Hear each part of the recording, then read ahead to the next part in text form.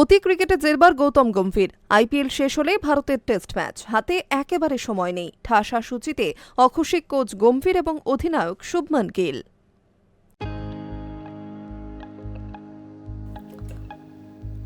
অতিরিক্ত ক্রিকেটে জেরবার গৌতম গম্ভীর। আইপিএল শেষ হতেই ভারতের টেস্ট ম্যাচ হাতে একেবারে সময় নেই। ঠাসা কর্মসূচিতে অখুশি গৌতম গম্ভীর এবং অধিনায়ক শুভমান গিল, যে কারণে টেস্ট দল নিয়ে পরীক্ষা নিরীক্ষার পথে হাঁটতে পারে টিম ইন্ডিয়া।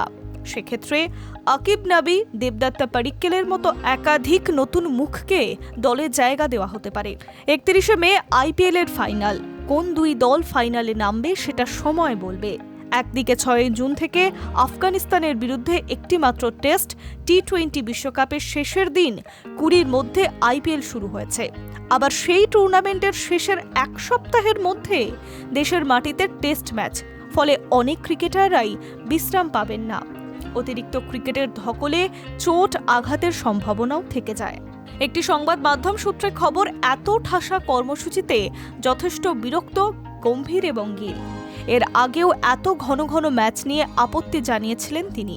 সেক্ষেত্রে বিসিসিআই এর নির্বাচকরা প্ল্যান বিতে যেতে পারেন। সেটা হলো ঘরোয়া ক্রিকেটে এবার যারা ভালো খেলছেন আফগানিস্তানের বিরুদ্ধে তাদের সুযোগ দেওয়া হতে পারে। সেই তালিকায় আছে গুরনার ব্রার, মানব সুথার, আকিব নাবি ও দেবদত্তা পাডিক্কেলের মতো নতুন তরুণ কিছু মুখ।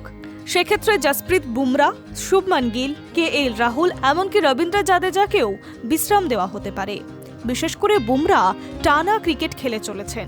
বোর্ডের এক সূত্রের বক্তব্য, আফগানিস্তানের বিরুদ্ধে খেললে বিশ্ব টেস্ট চ্যাম্পিয়নশিপে কোনো পয়েন্ট আসবে না, তাই ওয়ার্কলোডের বিষয় মাথায় রাখতে হবে। এখন ওয়ানডে ও বিশ্ব টেস্ট চ্যাম্পিয়নশিপকে গুরুত্ব দেওয়া হচ্ছে। এরপর শ্রীলঙ্কা ও নিউজিল্যান্ডের বিরুদ্ধে প্লেয়ারদের ফিট থাকা দরকার। তাছাড়া এত দ্রুত টেস্ট, ওয়ানডে ও টি-20 ফরম্যাট মানিয়ে নেওয়াও মুশকিল। ভারতের কোচ ও অধিনায়ক এই নিয়ে একেবারেই খুশি নন। High news network.